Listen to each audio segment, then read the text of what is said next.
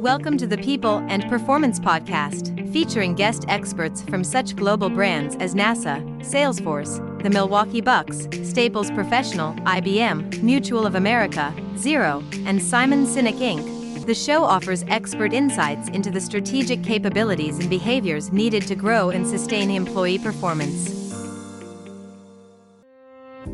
Hello and welcome to another episode of the People and Performance Podcast. This is your co-host Bill Banham. Chris Bueling is away this week.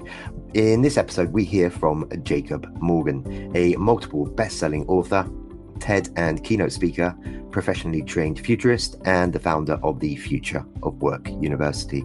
Jacob is a professionally trained futurist, keynote speaker, and the international best-selling author of 5 books that focus on leadership, the future of work, and employee experience. His passion and mission is to create great leaders, engaged employees, and future-ready organizations. His work has been endorsed by the CEOs of such companies as Unilever, Cisco, MasterCard, Nestle, Best Buy, SAP, KPMG, T-Mobile, Audi, and many, many more. Jacob has also contributed to and been cited in publications such as Cosmopolitan, The Wall Street Journal, CNN, USA Today, and the Harvard Business Review. You can learn more about Jacob and get access to his content by visiting thefutureorganization.com. I hope you enjoy this conversation that I had with Jacob.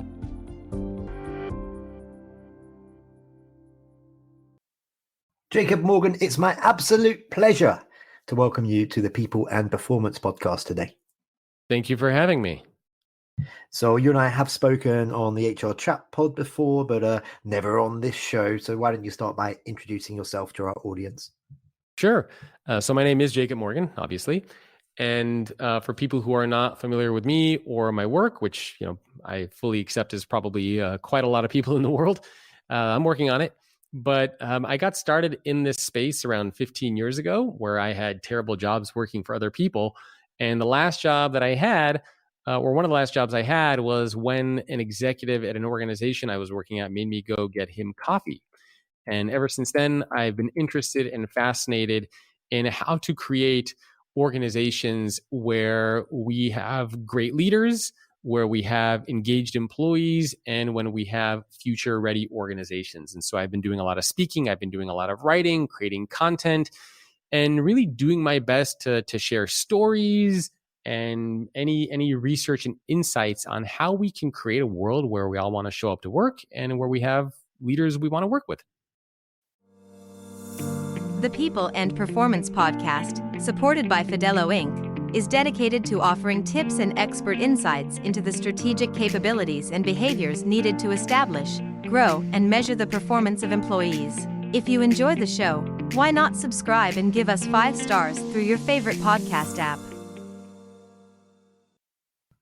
Okay, well, let's go down that line of having leaders that you want to work with who inspire you, who improve your performance and such. In a recent LinkedIn article, Jacob, you offer up 4 key traits that innovative leaders possess. Can you run through those with us now? Sure. So those are not actually mine. This is, I interviewed somebody, and this was their research. And I believe you're referring to the article that I put up from Todd Kashdan. And Todd Kashdan is a researcher, and he is a professor at, I believe, George Mason University, and he does a lot of work on curiosity. And he found that the 4 traits are joyous exploration, deprivation, sensitivity, and openness to others' ideas, and stress tolerance. And basically, the 4 things are: joyous exploration is kind of having time to explore, the joy of curiosity and play. Deprivation sensitivity is the idea where you recognize where you are with your knowledge or information, where you want to go, and that there's a gap and you're trying to close it. Openness to other ideas is exactly what it sounds like, being open to other people's ideas. And stress tolerance is acknowledging that, curiosity has a certain level of stress with it, because you're trying to learn something, you're trying to close a gap, and being able to kind of manage and deal with that stress. And so the leaders out there who have those 4 characteristics tend to be more innovative inside of organizations than those who don't. Do you think that innovation always starts from the top? It's a top-down process. I think I already know your answer to this. Or can employees actually shape the company culture and drive higher performance? Well, I think it comes from both places, right? I mean, leaders need to lead by example. They need to give their employees the opportunity to make mistakes. They need to not punish failure. They need to focus on lessons learned and what those learning moments are. But at the same time, employees need to take the accountability to try new things, to suggest ideas, to get out of their comfort zone. So I don't think it's one or the other, because even if you have a leader who encourages innovation, if you as an employee are not comfortable doing those things, you're not going to innovate. Similarly, if you as an employee are comfortable getting out of your comfort zone and taking risks, but you get punished every time you make a mistake, you're not going to innovate. So it needs to be a top down and a bottom up. I would agree with that. Okay, I've got a long quote from you now. So bear with me. There's a question at the end. And it's from a post that I found, a recent post by you on LinkedIn. The quote goes as follows: creating clear work-life boundaries is crucial for maintaining balance and reducing stress. One effective strategy is using physical cues to signify when you transition between work and personal life. For me, having a sign on my door that says open during work hours and closed when I'm done provided me with a clear indication of when I should be in work mode and when I should not. The simple act helps you mentally and emotionally shift between different roles without feeling guilty. These practices, born from therapy sessions after experiencing panic attacks, have been transformative for me in terms of setting boundaries and fostering a healthier work-life integration. My question for you is burnout the biggest threat to high performance? So for me, it wasn't burnout. For me, I had a series of panic attacks because I was writing a book about vulnerability, which was not something that I believed in or practiced in any way, shape, or form for pretty much my entire adult life. My parents came from the Republic of Georgia, which, under communist regime, they were persecuted for being Jewish. In that kind of an environment, you're not vulnerable, right? You're not talking about emotions and feelings. My mom tried to model emotional vulnerability and openness, but I grew up as a young boy watching my dad. And my dad always told me, don't show weakness, don't show emotion, nobody cares about your problems. And that's how I lived, for nearly my entire adult life. And then what happened is I signed the contract for this book. And a few weeks after that, and I had a panic attack and my body was freaking out. And that was my body's way of saying, we don't agree, or I don't agree with the fact that you are going to explore something deeply and that you are going to be vulnerable when you are not naturally a vulnerable person. And my brain, my body, my heart, my soul just couldn't come to grips with the fact that I was doing that. Now, as far as burnout and high performance, I mean, I certainly do think it is a real thing.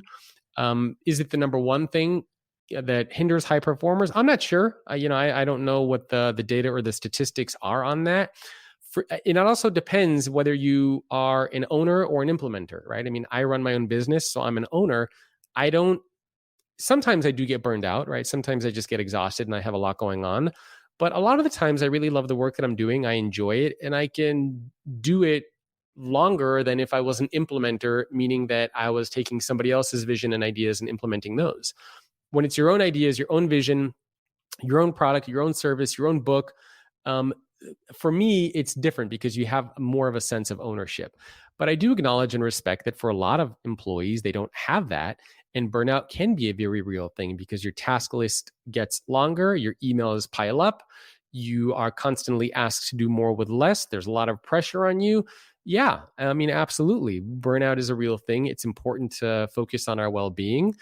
To do that, I think it requires both parties. Again, we need employees who are able to set boundaries, who are able to take a step back and to say, I can't attend that 5 a.m. meeting and the 10 p.m. meeting on the same day. We need employees who know how to push back to their leaders. For example, one of the things that you can do if you get sent a bunch of tasks, instead of saying, no, I can't do this, you say, which one of these do you want me to prioritize first? And that forces the other person to identify what those top tasks are, as opposed to giving you all of them at once. Leaders also need to take accountability by respecting that their employees have lives. Lead by example. Don't send your people emails at 10 o'clock at night or Zoom meetings for 3 a.m. And I think together, if both parties play a role, we could achieve more of that successful integration and not burn so many people out.